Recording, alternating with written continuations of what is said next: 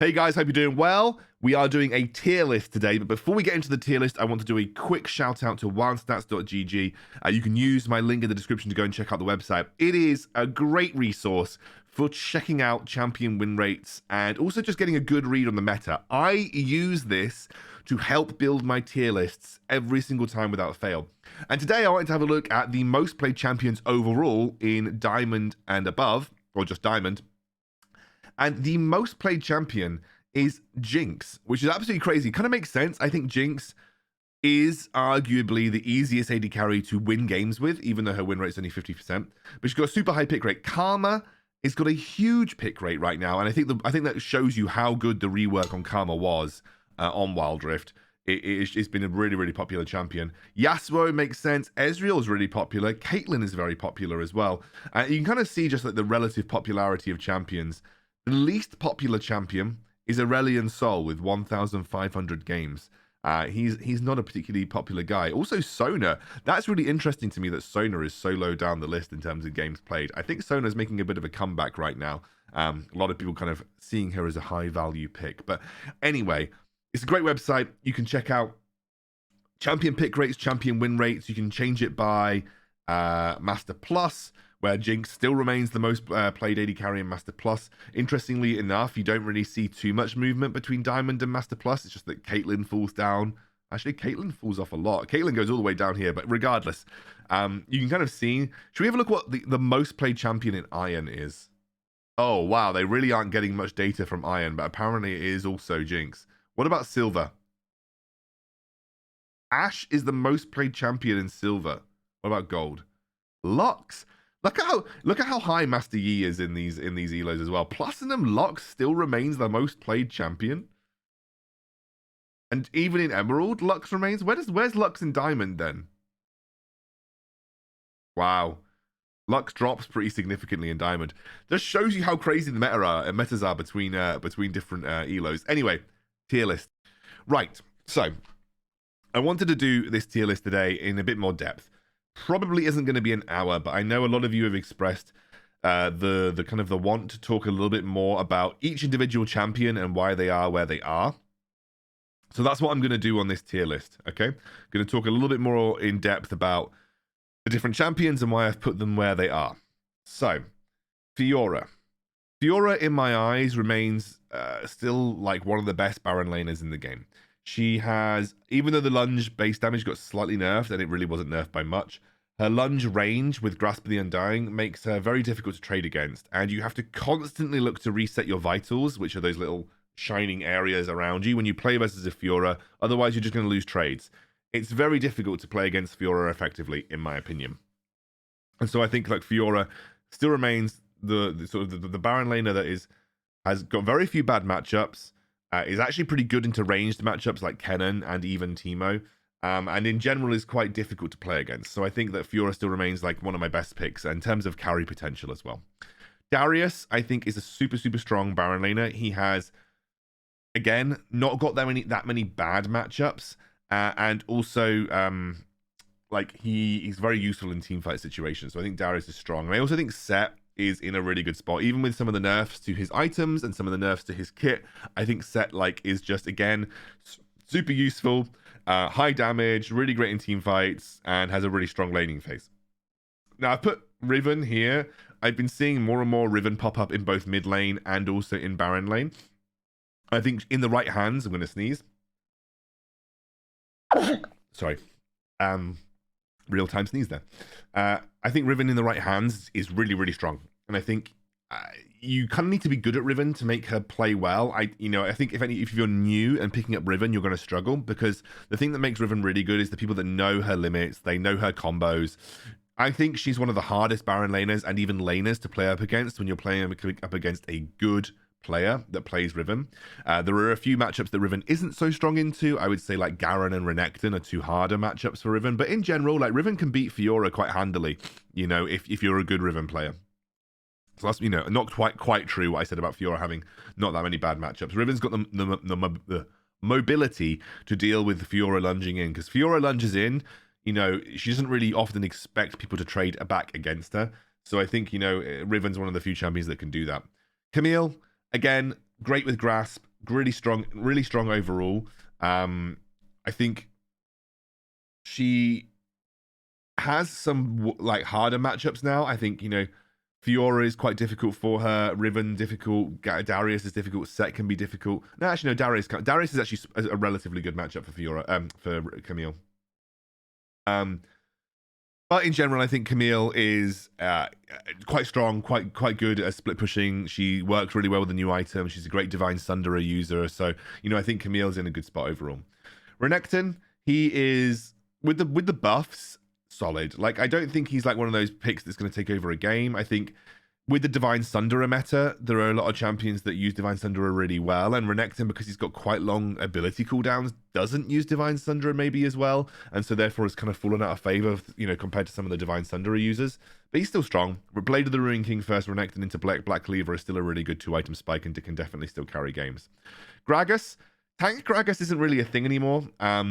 But I think full AP Gragas is absolutely insane. The only problem with full AP Gragas, especially versus bruisers, is you're not able to snowball as easily in the Baron lane compared to like mid and jungle. So I think he's still a really strong pick. He has good matchups into a lot of the people on this list, but it's just a little harder to snowball versus bruisers because in general they can take a bit more damage. Whereas in mid lane or in the jungle, you can take advantage of the squishier people on the team, and that's kind of where I think AP Gragas does better. I think Garen is okay. You know, Garen, what do you need to say? His tank build got nerfed. The Black Cleaver Starix Gauge build is still fine. And I think that, you know, Garen is kind of where he needs to be. You don't want a champion like Garen to be too oppressive because he's just really easy to play. And so therefore it'd be very, very easy for a lot of people in the Baron lane to climb elo with a champion that is just doing way too much compared to its relative skill level. There's a reason that, you know, Riven has got a lower win rate in general. It's because she's really hard to play, but you should be rewarded for having that kind of skill. Whereas I think with Garen, not as much the case. Graves, I think Graves in the right hands is still a really good Baron laner. And I think it's not something that you should play in every matchup. I think people do like to play Graves into Fiora because Graves actually does okay into Fiora, can dash in, can keep the fight going. But I think overall Graves is kind of a pick that you can play, but you need to be good and confident with Graves to do so, because he's not a pick that can kind of just get things wrong. He can be very easily punished in that Baron lane. And he's got a good build path right now, though, Graves, so that's kind of why he's doing really well. Jace, he's okay. He's fine. Jace is good. I think, you know, he could maybe, there's an argument for him to be down here, but I still think Jace is in a strong spot, and if you're able to snowball with him, can be quite obnoxious to play against.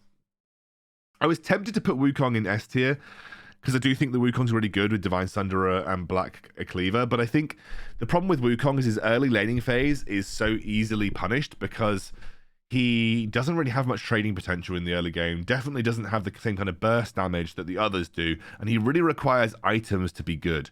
And so therefore, you know, I think versus good players, they'll really, really make you pay for that early laning phase. Aurelia, good in mid lane, not as good in the Baron lane because there are too many bad matchups for her in the Baron lane. Aurelia preys on squishy targets, which is why in mid lane you can really look for those kind of all-in potentials. In the Baron lane, there is too much CC usually, and there is too many bruisery and more difficult targets to lock down, and therefore I think Aurelia suffers in the Baron a little more. Olaf is a cheesy pick in my opinion. I think he can work in the Baron lane. Clearly, he's an A tier. But if people know how to play against you, they just won't, you know, engage you at certain points. Like, you're never going to try and engage an Olaf level 3 because he spikes really hard at level 3 and can win almost every trade. So you kind of don't engage with him. You poke him from a distance. You keep yourself as safe as possible, and then you kind of just let him. You know, you let him either wait for a gank or you know wait for him to have used his second ability, or maybe he can't pick up his axe. One of the things about Olaf and playing against him is that if he misses his axe and he can't pick it up, that's a relatively good time to kind of to go in on him, because that's one of his big trading tools, is just be able to throw his axe constantly. If he misses it, that's a point where you actually can outtrade Olaf quite nicely. Malphite, he's got a pretty poor laning phase. I've just realized that Kennen isn't on here. Where's Kennen? He's someone that I must have forgot last time round. Here we go. Kennen's okay. I would say usually with Conqueror. He's not got a great laning phase into a lot of the other Baron laners, and you know, the world of dedicated tanks doesn't feel super strong right now. And if you play him AP, he's better played mid lane AP because, again, for the same reason Irelia, you kind of chunk out squishier targets. There's a reason that AP Malphite works well into Kennen but doesn't work well into every pick on this list. Is because Kennen's got a low HP pool, and therefore spamming your first ability is going to chunk him down much more readily than it would be on somewhere else. Okay, Shen, they haven't changed him, and again, the same reasoning that I gave you last time for Shen. He's okay, but he's really cheesy level 1. He can win a lot of trades level 1, but then just starts to struggle and doesn't really have damage. Divine Sunder is okay on him, but it's not as good as it is on a lot of the other more kind of low cooldown ability users. His tank build is fine, but again, tanks don't feel super great in the meta right now. And people... I don't think his shield and his ultimate is strong enough because every time I try to use it in the late game, that person just dies and I never end up getting through to them. So, you know, I think that Shen is just not in a great spot. He's not in a bad spot. I think one of the problems with Shen is that he's always going to be useful in like team fight situations because he's got some CC, he's got some auto attack protection, he can cross map, but he's got absolutely garbage wave clear. Like, he is so bad at clearing waves. That was mitigated in PC by an item called Titanic Hydra, which gave Shen much more solid wave clear potential. But even when you're trying to push a side lane as Shen, you have to hit the minion wave for so long, and it takes you so long to push minion waves back that it's almost no point him being in the side lane at all. So it just kind of diminishes his cross-map power. Yes, okay, he can join a team fight from across the map, that's great, but he's not actually getting anything done in the side lane, so there's no point in him being there because he just takes him so long to kill minion waves and so long to actually kill towers that you just lose some of that potential. Jax, similar reason to who is it? Who else was I talking about this? Wukong. His early laning phase is quite exploitable, and so therefore takes a little bit of time to get good, is weak before 5, it needs items to be really strong, and doesn't really like early trades. Like, Jax either likes to get in skirmishes where he's got support, and one-on-ones or 1v1s are not ideal for Jax, especially if you don't land your counter-strike properly. So he's just not as strong in the Baron lane as he is in the jungle. Pantheon, bit of a cheesy pick. Again, you kind of know what Pantheon wants to do. He is going to cycle his abilities on you, and he's going to try and chunk you down with his first ability, and when you're low enough, he's going to look for an all-in with the stun and then stab you with his spear. You've just got to play sensibly versus Pantheon. Wait for him to have used his spear, and if it misses, it's a good opportunity to look for an engage. If he's used his, you know, the thing I'm talking about, the ability, that thing, if he's used that, then that's obviously another good time to trade because he can't limit your damage. Kennen, just some bad matchups, not as oppressive as he used to be. Can't really dominate, and there isn't much of a laning phase for him to dominate. One of the things in PC is that Kennen has a very long laning phase to just chip away with basic attacks. Not the case in Wild Rift, and even if you do, if the enemy laner backs, they usually get back to lane relatively quickly and pick up minion waves. So it's just not, you know, you can't make the same level of exploits that you can in PC with Kennen in Wild Rift. But his ultimate's still really useful, and especially at lower elos can be game changing. Nasus, you'd think with Divine Sunder he'd be good, and no matter how many Hell's Devils videos you watch, Nasus isn't good. He is the same problem with Kennen and Jax and Wukong. Not Kennen, Jax and Wukong. The early laning phase for Nasus, maybe up to like level 7, is absolutely terrible. Like, it is honestly god awful. Even with his ultimate, he's very easily played around. And you know, I think Ignite, you take Ignite versus Nasus, you basically kill off most of his passive. You know, so I think Nasus is really weak, can dominate lower levels because people just don't know how to deal with split pushing properly, and also just let him farm. But like, a good Baron laner is just not going to let a Nasus farm. Nasus can't trade at level 1, he can't trade at level 2, he can't trade at level 3, sure as hell can't trade at level 4, and only even remotely gets tradable at level 5, but at which point you've probably been starved of so much golden experience that you're so far behind. So a good Baron laner is going to dominate a Nasus, and a good jungler is going to dive a Nasus, because Nasus has got almost nothing that he can do to stop a dive apart from using Wither, and at which point the person can just kind of flash out of the tower range. Tryndamere, same reason. Poor early laning phase, very good late game, same as Nasus to an extent, great split pushing potential, but the early laning phase is so easily exploitable that it's very difficult to play Tryndamere effectively, I would say. Tryndamere one tricks might tell you different. Singed, bit of a cheese pick. I think Singed can be good. Don't get me wrong. I think some people do also. 1 second. I think some people do also run Conqueror on him. I personally like Aftershock because it means when you actually go for a flip in the trade, you get those extra resistances. But I think like he's a bit of a cheesy pick, and he does require a lot of risk to play properly. And a lot of junglers will try and shut down a Singed who's trying to be that risky in the way they play. And it's not like PC where you can play inting Singed and just clear waves over and over again. In wildrift, you know, you can't do that kind of thing. You can't proxy as easily. You can't be as annoying in the jungle. You can't be as annoying behind the tower. And so therefore Singed just isn't as strong. And also like in team fight situations, he is quite easily kited. We've got a lot of CC in the meta right now, which Singed doesn't like. And so it's just difficult to play Singed effectively, I think. Yasuo, little similar to Irelia. Too many bad matchups. Yasuo does not like going into bruiser matchups because he is not good at dealing with bruisers who can lock him down very easily. You know, Yasuo, again, like squishier targets that you can maybe get a good crit off on. But, you know, especially if these guys pick up ninja tabis early or build a bit of armor, you know, Yasuo struggles to kind of get a foothold. And again, like, it's very weak to a lot of the bruisery type champions. Jarvan, cheese pick, in my opinion. I think Jarvan Baron lane, you look to win by spamming your first ability, especially with Aerie.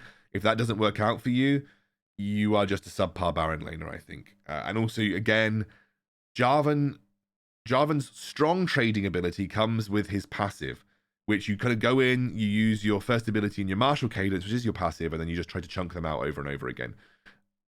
His all-in potential is strong, but only post 5, and also generally, if you miss your knock up, you've blown most of your kit. So like you've got to be so careful about when you choose to engage. However, he's a good pick into the squishier ranged champions like Jace and Kennen because you can harass them from range, and then when the jungler comes, you've got a good setup. Mundo's just not in a great spot right now. Tanks in general just not in a great spot. Diana, she's really bad into a lot of bruiser matchups, and so therefore is bad in the Baron lane.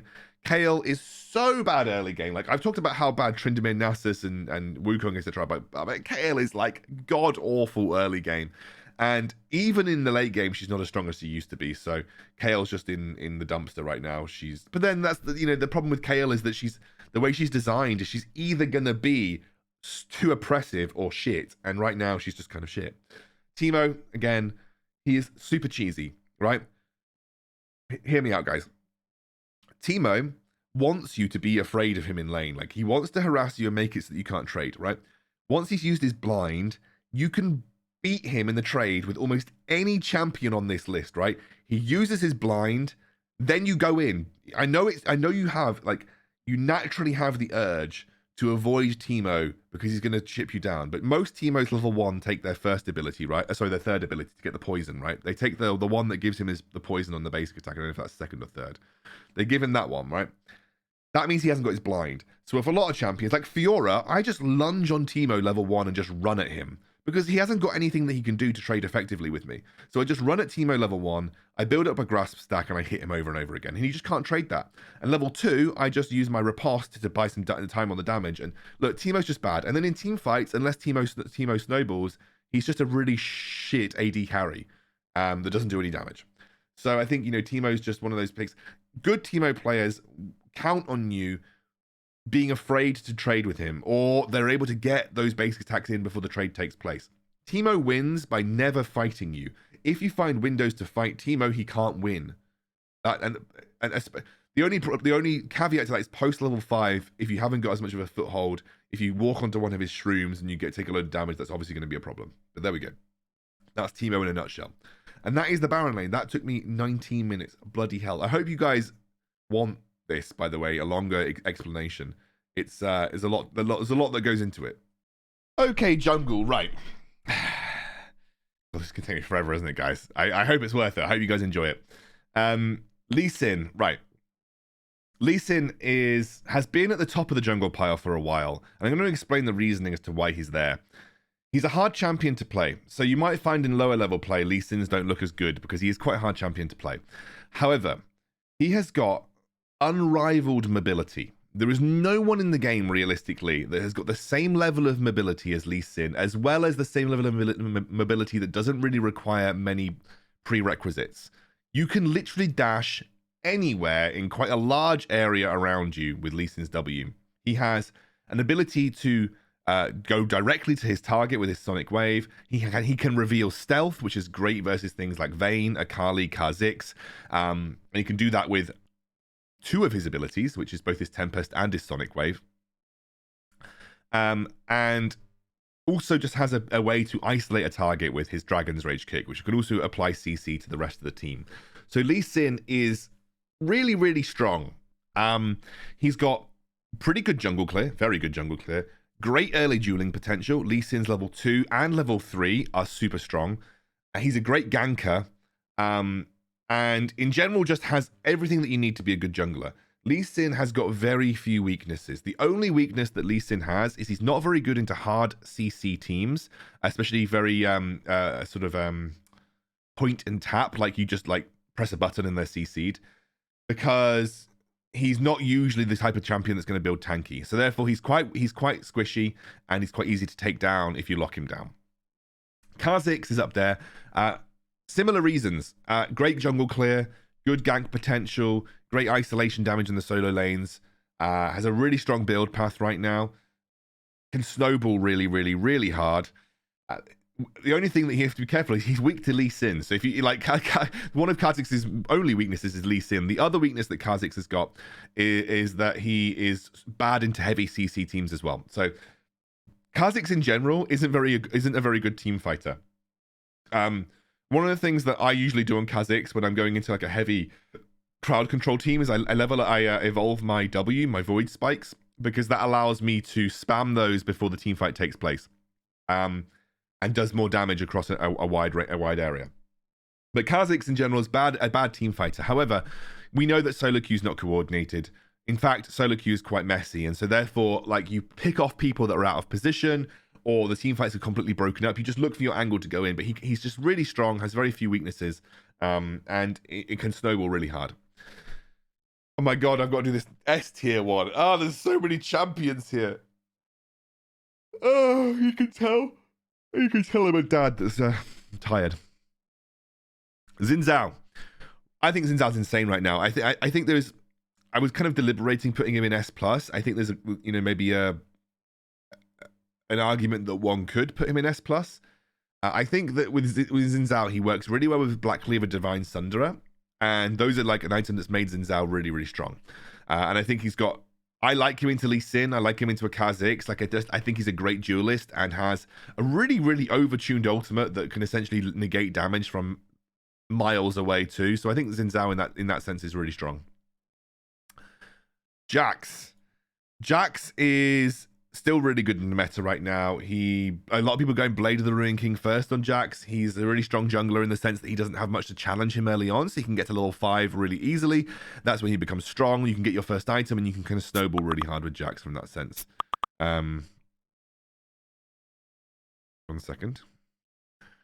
Graves, I kind of talked about it in the Baron lane. He's got a really good build path right now. And again, in the jungle, you're a little safer in the early game. You can kind of get to your first item a little bit more readily. Good farmer, and actually has really good early dueling potential from level 3. Like you're actually a pretty strong early duelist if you play the fight right.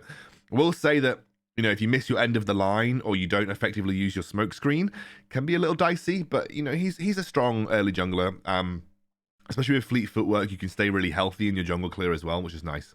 Rengar, actually really good in solo queue. The only thing about Rengar that I haven't put him in S+ tier is if you don't snowball with Rengar, he can feel really crap to play because there are not many redeeming qualities of Rengar. It's not like Lee Sin where even if you're behind, you can get a kick. With Rengar, it's like you jump on someone and you do damage, and if you don't do damage, then you're not doing your job. And so he kind of like is difficult to make. He's difficult if you can't snowball him realistically. But he's got some really good build paths right now. Specifically, people are loving like a Stormrazor build path with Rengar, which is actually makes sense. Like Critical Strike for him is really good. So you're seeing like a lot of one-shot Rengar builds with like Stormrazor.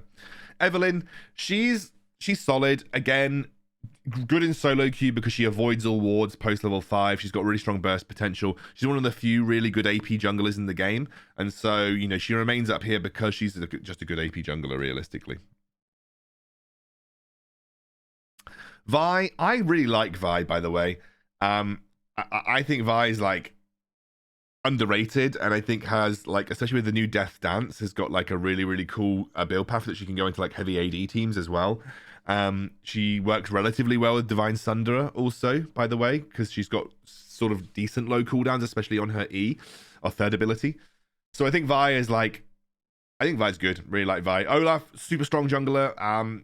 You know, you can get through the jungle clear really early on. You get level 5 quickly. You've got good ganks with Undertow, and it's a lot more difficult to avoid the cheese of Olaf when he's coming at you from the Fog of War. Love Gragas jungle right now. You can see, I'll show you my match history one day. Loving Gragas jungle. I think, again, another really good AP jungler. Really, really good into squishy targets. I love Gragas into Akali. I love it into Rengar. I love it into Vayne. Just anything that, you know, landing a body slam is going to be their death sentence. Like, that's what I love about Gragas. He's got so much outplay potential as well. You can outplay people. The flash body slam to follow up on engages. Love Gragas right now. Camille, good solid jungler. Same reasons. Post level 5, got a really strong gank. So that's kind of what makes Camille strong right now, is just that you've got if you gank someone post level 5 and use your Hextech ultimatum, you're usually going to get a kill unless your laners have no idea what's going on. Fiora, good duelist, good jungle clear speed. I actually prefer her in Baron lane personally, because I think that, you know, there is no need for you to worry about your early levels with Fiora because they're all really strong. But again, Fiora's just a strong character in general. Has a good build path with either Triforce or Divine Sunderer, depends on what you need. So I think Fiora's good, good spot. Nunu. I like Nunu. I think one of the few good tank junglers in the game, and that's mostly because he has very strong gank potential and very strong zone control. And his clear speed's much better than some of the other tanks, so that means he doesn't go as low in the jungle. Riven, great jungler. I'm going to take that star off Master Yi now. He doesn't need it. Good jungler, again, needs to be in the right hands. She is a very difficult jungler to play. I think Master Yi, they tried to nerf him in the sense that they reduced his clear speed, and that definitely made a difference in some way, gave you some more counterplay. But his damage, his single target damage is still just really strong because of Alpha Strike, and you can't touch him during that animation either. So I just think that Yi is still really strong, and I think he's really, you know, in a good spot in low elos still as well. He's just got a lot of damage right now, and has got several viable build paths that work nicely for him. I've seen Stormrazor build paths. I've seen like Blade of the Ruin King, Wit's End build paths. There's lots of good build paths for Yi in the current meta. Jace, good champion. Not as good as he used to be in the jungle, but is still solid. There are just other junglers you'd prefer. His ganks aren't great. Morgana. My voice is already getting tired, guys. Morgana. I think I'm going to have to split this this video recording up. Once mid lane's done, it's fine, because that's the bulk of the champions. Like Dragon Lane and support, there aren't as many champions. Just got to get through jungle and mid lane, and my voice can take a rest. Morgana, she's got a good jungle clear speed, but again, her ganks are like super reliant on you hitting binding, which isn't great. And she's not a great, she's not a duelist in any way, shape, or form. And so if you miss your binding, like you've just got nothing. Like if you miss your binding, you can't do anything. And so if you get engaged on by a Kha'Zix or a Lee Sin and you miss your binding, like you're just screwed. Wukong, he's good, gets a little bit low in the jungle clear. So his healing's not strong enough to kind of keep him healthy. He also needs to be level 5 to have much impact in ganks. But if you can get to level 5 and you pick up the Black Cleaver Divine Sunderer combo, he's really strong. Jarvan, good ganks, solid champion. He's like the benchmark of average. Like if you're above Jarvan, you're probably considered good in the meta. If you're below Jarvan, you're probably considered bad in the meta. And I haven't ordered, I'm actually going to take Karma out because no one plays Karma jungle. I haven't ordered this in any particular way. Jarvan's just on the A tier. So everyone that's kind of alongside Jarvan are like there or thereabouts, the same kind of level. Pantheon. You'd think that Pantheon would be a really strong jungler. But his clear speed isn't great. And it takes him a little bit longer to get to ganks. But, you know, I think Pantheon is fine. And I've seen a lot of people do really well with Pantheon in the jungle. Especially post 5, you have like that ability to gank from pretty much wherever you want. But I think that, you know, in general, Pantheon just struggles compared to some of the other guys, especially in terms of how they play out the late game. Like, Pantheon is a very obvious kit, right? You know what Pantheon wants to do, and he doesn't have much outplay potential. Like, you know that Pantheon wants to get in range to stun someone, block damage with his ability, and then just try and burst someone with the critical strike that his spear throw offers him below a certain percentage HP. There's nothing flashy about Pantheon. He does his job. Right, And Set in the jungle, it's not as strong as it used to be given the Set nerfs. His jungle clear speed got nerfed as well. They changed the way that his knuckle down works in terms of the sort of the damage does to monsters. So essentially his clear speed's a lot slower now, and you'd much rather have one of the other junglers to do Set's job. Rammus, I think I maybe underrate Rammus a little bit. I might actually move Rammus up. Rammus is one of those junglers that I think is probably doing well across the board, realistically, because he's quite obnoxious to play against, right? He can zoom into a lane. He's got a point, like a point and tap taunt. He forces you to deal damage to yourself. But the only problem with Rammus is that once he's used all of those abilities, he's just a bit meh. His jungle clear speed isn't that great either.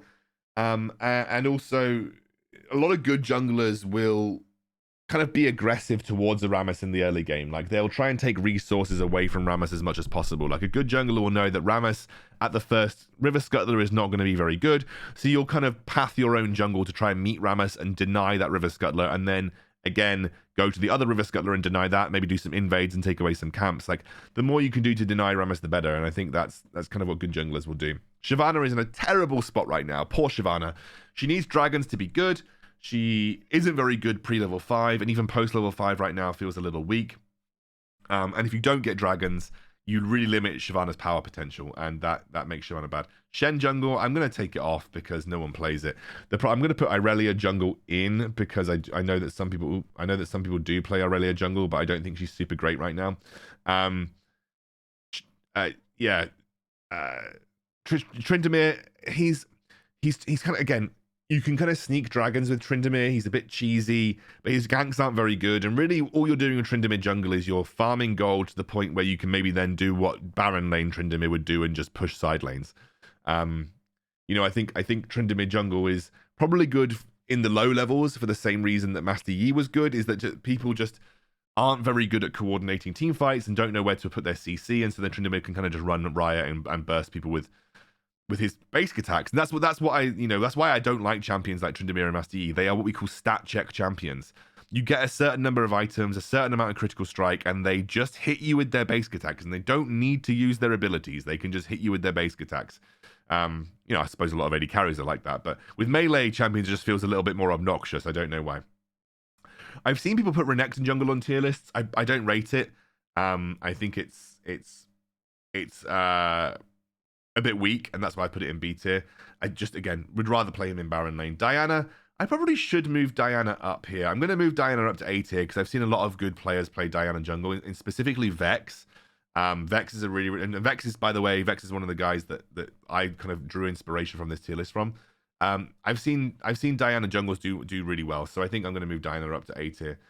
Fizz, he's just not in a strong spot in the jungle right now, so therefore his clear speed's not great. He goes quite low. They've nerfed how much damage his ganks do with the Chum the Waters. So his snowball potential, the reason that Fizz used to be good is that you could snowball him really hard. Snowball potential is a little more limited now. Amumu, he's just like, I don't know. I want Amumu to be good, I do, but because like his ultimate is just so impactful and so good. But his clear speed's abysmal, not great. His dueling potential is non-existent.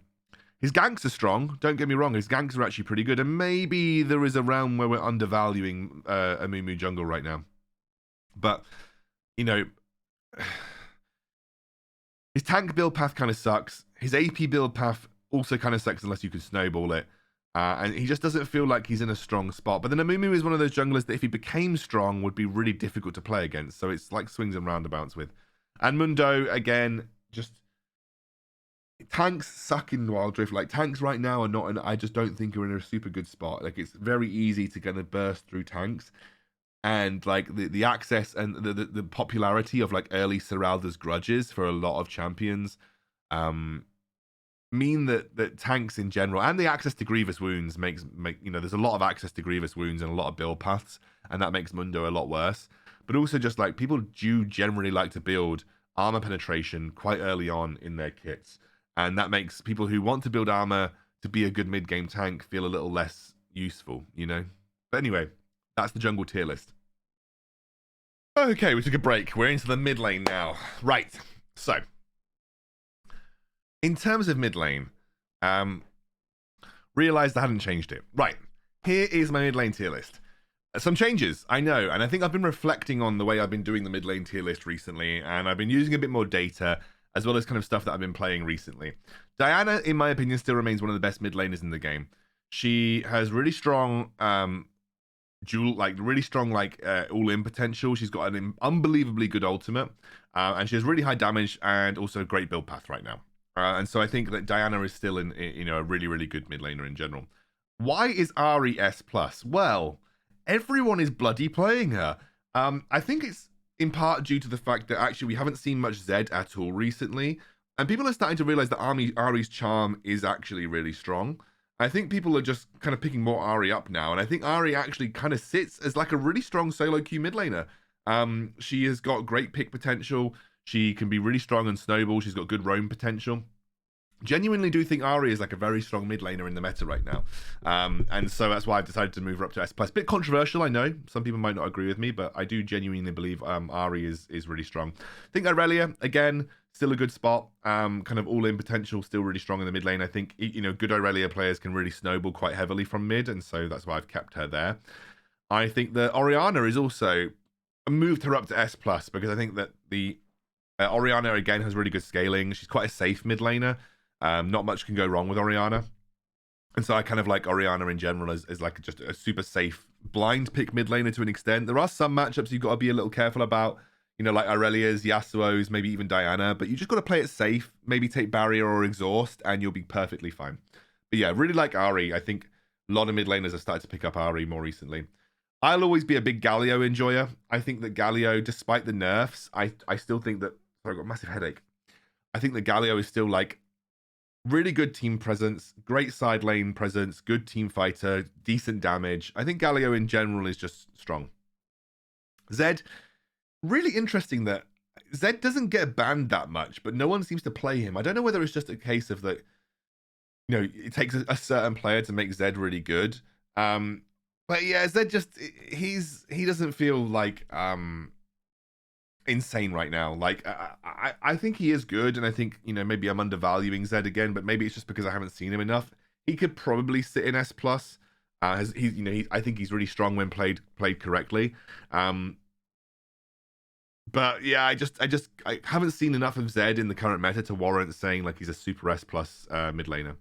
Yasuo, good. I mean, again, the problem with Yasuo is always going to be user dependent. You're going to get the I can play Yasuo, goes 0-10 in lane, or you're going to get the I can play Yasuo and completely destroys the whole game. So, you know, I think this is like the dichotomy of Yasuo. You're either going to get the 0-10 or you're going to get the 10-0. And you just got to hope that the 10-0 is the guy on your team. But he is, like, undoubtedly still really good. One of the few champions that can effectively use the new Solari Charge Blade properly.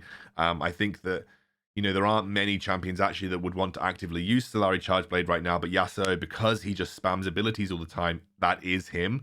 And so therefore, I think Yasuo is like one of the few champions that really makes use of that item, and it is a good item if you can make effective use of it. I talked about Gragas mid, good into squishies. I think in general is in a strong spot.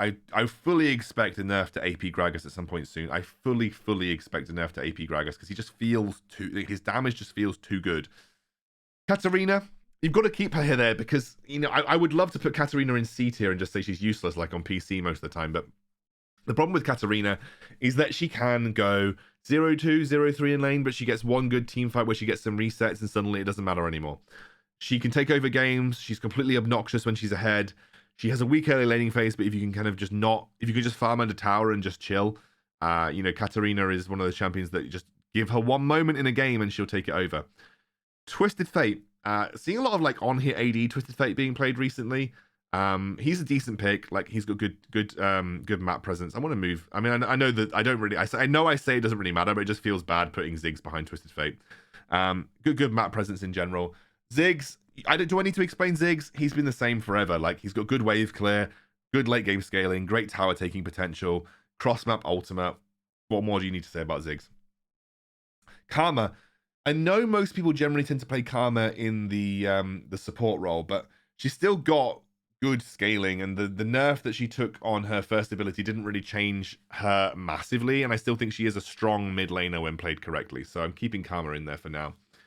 Akali, I think Akali's good. I mean, I would almost maybe warrant moving Akali up a little bit, but I think that I think there are a lot of picks that are quite good into her right now. Like Gragas has played a lot. I think Zed's decent. Diana is good. Ari's okay. Galio's good. You know, there are a lot of picks that are decent into Akali, and so therefore, again, she's one of those champions that if she snowballs, she can feel really oppressive, but if she doesn't, she won't. Lucian, he got nerfed a while ago, and also the Solari Charge Blade nerf has made Lucian like less oppressive, but still a very strong mid laner. I think you can play Lucian into a lot of the melee matchups, and you can feel like you're having a good time. But I wouldn't say that he's like, I pick this champion like every time.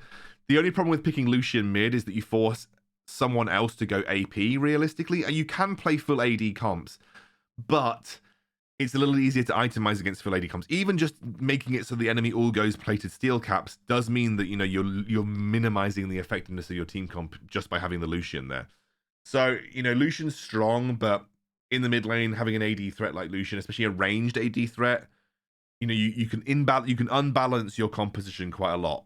You know, you have an AD carry bot lane, an AD carry mid, like, and a ranged support, and suddenly you're looking at quite an imbalanced comp where it's quite easy to exploit the backline.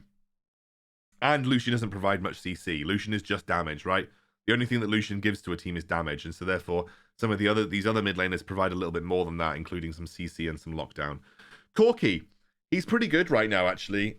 Most people play him in the Dragon lane still, but there's still a space for Corki in the mid lane. He's a very safe pick. I think Corki's like a really good blind pick in the mid lane because there aren't many bad matchups, and you can play safe from range. And he's also a magic damage threat, which is good. When you're playing a ranged threat, you know, magic damage. Again, one of the other things that I will say about Corki is that apart from his package, he isn't providing much to the team other than just flat damage and scaling, but that's sometimes good enough if you've got the CC coming from other areas on the map. Jace, I think he's better Baron lane, probably better jungle as well, but he can still be played mid right now.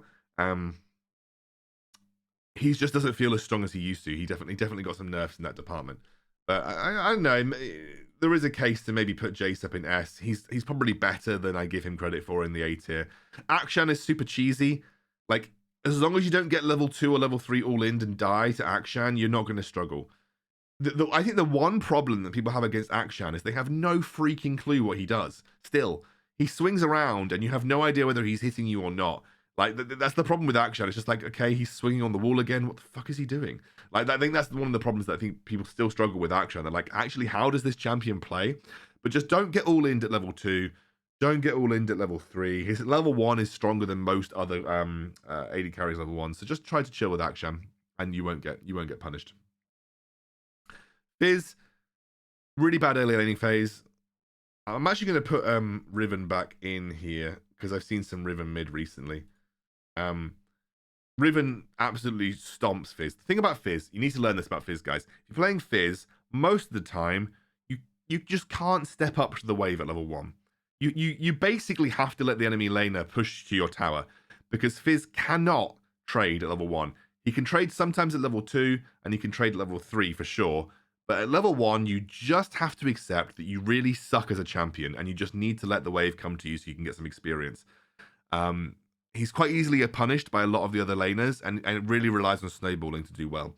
Morgana, she just doesn't feel like a true AP carry. She's okay to play mid because she's got good wave clear and she's going to be useful in team fights, but she just doesn't feel like a true AP carry. You know what I mean? Like she's not going to be bursting someone and doing a crap ton of damage in team fights. She's very kind of like war of attrition type thing. Annie, I know that a lot of people rate Annie lower, but I actually think Annie's really solid. You know, you buy Hextech Proto Belt and you have, or the Hextech Belt enchant, and you suddenly have like another really strong engage tool for Tibbers. The only problem with Annie is you do kind of need that upgrade, like ASAP, and so that kind of like limits your Luden's spike and stuff like that. But she's good. Annie's really strong, and I think like a good mid laner for like lower level people to play. But even in high elo, people still play and lose versus Annie. Brand, I think people have figured out what Brand does now. And just don't group together in team fights and you'll be fine. He's still strong though. He's still a good pick and just not oppressive. Garen, good into certain melee matchups. Like if I see a Diana, an Aurelia, a Zed, a Yasuo, a Galio even, I'll pick Garen because Garen's good into them and can do well in mid and also is quite safe. Set for the same reason. So that both of these two are here because they fulfill the same kind of role as does Pantheon, but just in a slightly worse way. Seraphine, I think Seraphine's good. However, she doesn't really feel like a true AP carry in the mid. I think that she's got really strong teamfight presence, and I think in the right comp, Seraphine is much higher tier, but you do need a really strong front line to make Seraphine work, and in solo queue that very rarely happens. Kennen gets bullied by too many AP carries to be good in the mid lane, but his ultimate will always be useful. Veigar takes too long to come online, just feels useless for about 9 levels, so that's why Veigar's lower down. Aurelion Soul mains would probably contest that Aurelion Soul is better than this, but ever since they nerfed him, he hasn't quite felt right, and I just don't see enough people playing. Like, we looked at the stats earlier at the start of the video, and he's not played very much, so that's why he's kind of still quite low tier. Kayle, exactly the same reasons that I talked about in the Baron lane. Her early game is too bad, and she's too easily exploitable, and her late game isn't even good enough to make up for it. Lux is down here as a personal vendetta. I just think, even though Lux is played so much at like Platinum, Emerald level, she's just not strong. She's just like, if you don't land your binding, you just don't do anything. So you need to, I mean, I'm being harsh, really. She's probably good. She's probably a solid B tier, but like, you need to land your binding. It's really obvious what Lux wants to do. To actually get half your damage out from your passive, you need to be in basic attack range, which is just not always the case in teamfight situations. And she's very kind of like cycle orientated. Like, she relies on cycling her abilities, and if you miss that one cycle, you suddenly have a big window to exploit. And her ultimate is quite easily avoided. However, you know, Lux has got the ability to kind of like one-shot people if she gets ahead, so she can be strong in that regard. Okay, that's done mid lane. Let's go on to the dragon lane. Okay, we are 46 minutes in. AD carries. Xayah, Varus, and Kai'Sa, I think, in my opinion, are... Well, the thing about AD carries, guys, and I'm going to be completely honest with you, loads of them are good right now, and it's very difficult to really pull out the ones that are the best. I think, like, one could argue that Jinx is, like, one of the best AD carries in the meta, but I think also she's the one that either does really well in snowballs or doesn't do well, and you can see that reflected on the wild stats page for her, where it has a 50% win rate across the board. A Jinx that's far ahead and is doing well feels really oppressive compared to a Jinx that's behind and doesn't. Most AD carries are pretty viable, especially, you know, even from A tier onwards, most AD carries are very viable. So, you know, I've got to say that, like, most of these AD carries are really strong and viable, you know, across the situation. I think Xayah's good because she works really well with Stormrazor. She's got a pretty solid build path. I think the fact that her ultimate is still super good in the current meta kind of puts her in a high spot. And also Rakan is in a really good spot as well. So I think that Xayah, Rakan in general, you know, are in good shape. Varus, in competitive especially, Varus is like super high tier. I think in solo queue, sometimes your team don't always play around Varus the way that you should, but I still believe, like, even I've seen AP Varus players like absolutely dominate as well. So I think Varus is in a good spot. I think Kai'Sa is also still in a really strong spot. I actually think she's a good Stormrazor user too. And so I think, you know, Kai'Sa is also in a really good spot overall. Caitlyn, I think, is good. I think she uses Stormrazor well. Jinx, I mean, you're going to hear this in the early codes. The reason they're good is they use Stormrazor well. Caitlyn uses Stormrazor well. She's got long range from level 1. She's got a lot of lane presence. She synergizes super well with some of the strong, like, aggressive supports like Karma and Nami and Morgana. So that's why she's there. Talked about Jinx. High snowball potential. Works really well with, like, Stormrazor, i.e. item spike. Still think she's best when paired with Lulu or with some kind of shielding support. And I think, you know, she's less good when paired up with some of the more aggressive supports, but there you go. Jhin, I think Jin's still in a good spot. You know, I think, you know, with the Stormrazor buffs and the buffs that Jhin got specifically, I think that Jhin is very viable right now and does work nicely with some of the more aggressive supports like Thresh and Leona and Alistar. Tristana, again, another beneficiary of the Stormrazor buff, has a lot of all-in potential. Again, works nicely with some of the aggressive supports that are good in the meta right now. You know, I think anybody that can apply some CC and allow Tristana to stack up her explosive shot is good. Draven.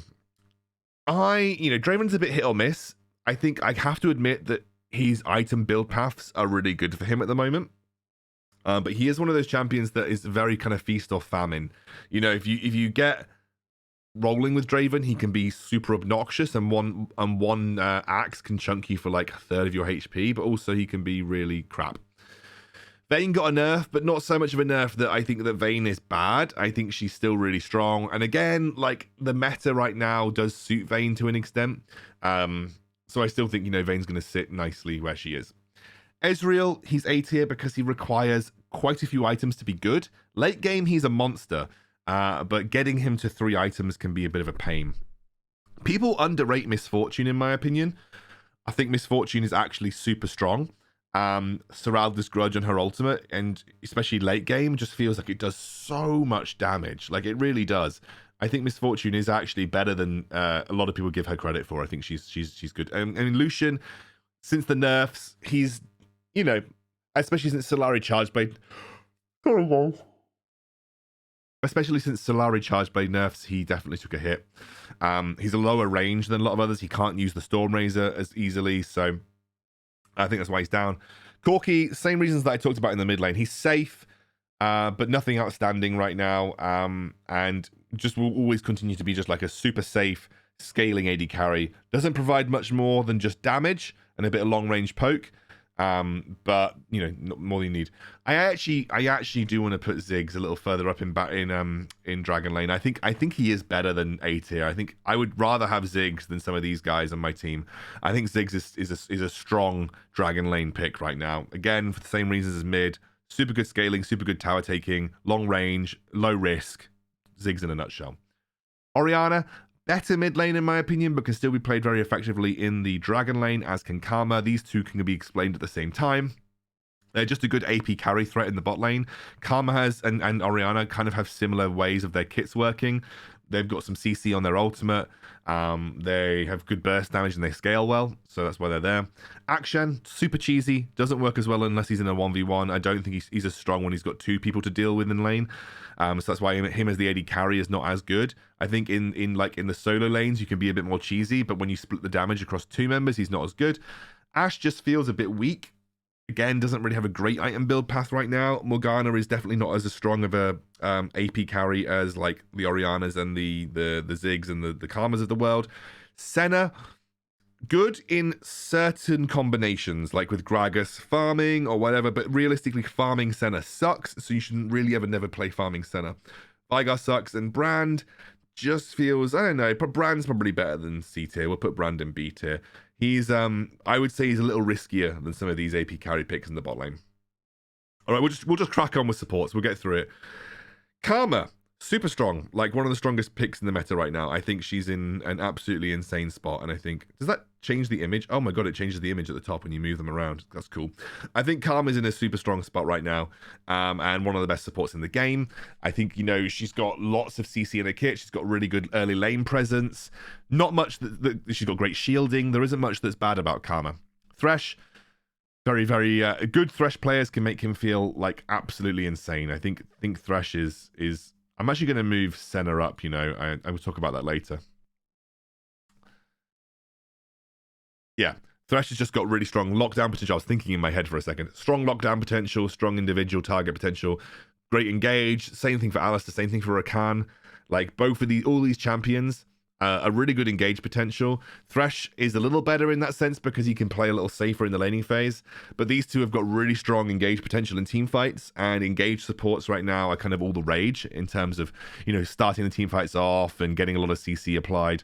So that's why I think they're up here. Yuumi in solo queue is really difficult. Like, you want her to be good, but she is, I would say, a little bit low impact if you don't have the team that knows what they're doing. However, in the right hands, especially in high tier play, I think Yuumi's really strong.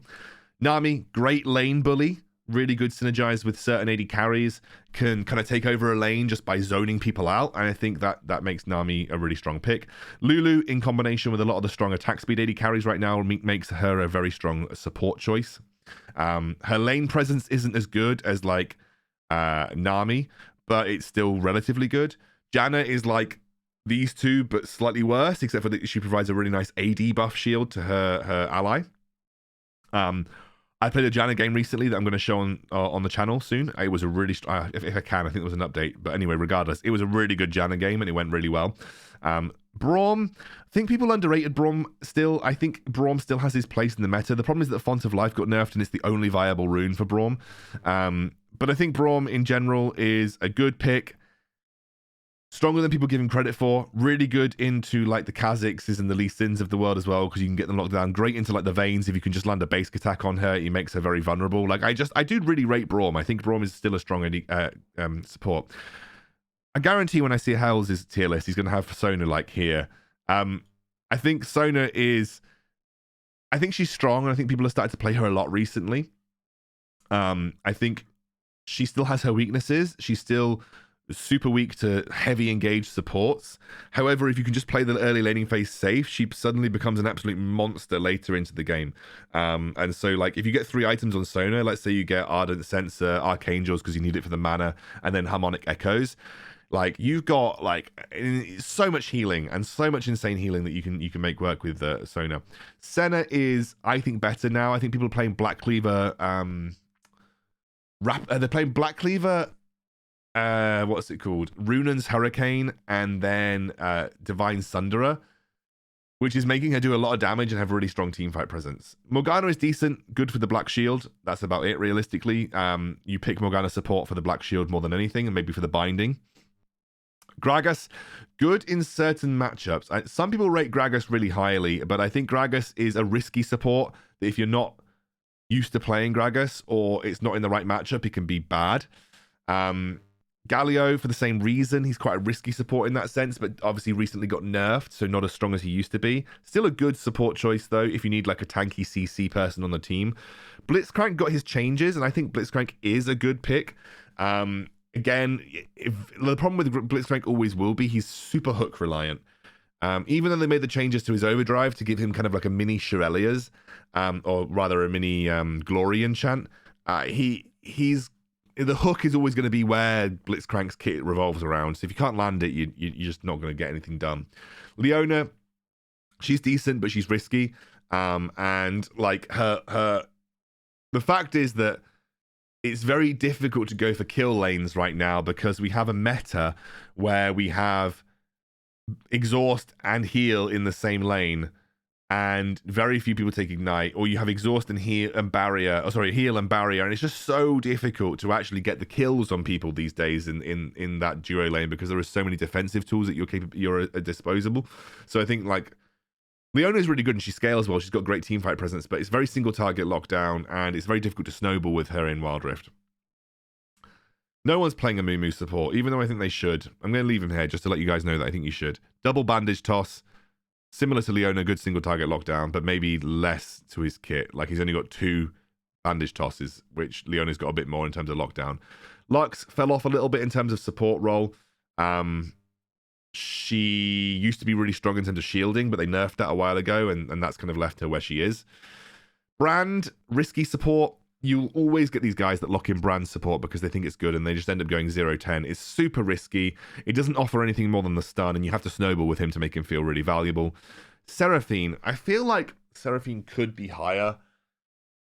The problem with Seraphine is that she's really high mana cost. She's a worse Sona, in my opinion, in terms of what she provides. She's a worse Sona, and she's better off...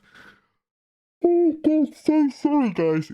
She's better off being in the mid lane where she's got some resources, but even then, it just doesn't feel like she does enough damage or a true AP carry. She can be good in the right comp, don't get me wrong. Seraphine, especially as a dragon lane pick, I haven't put her on here because she's mostly used in competitive, but as a dragon lane pick, she can be good.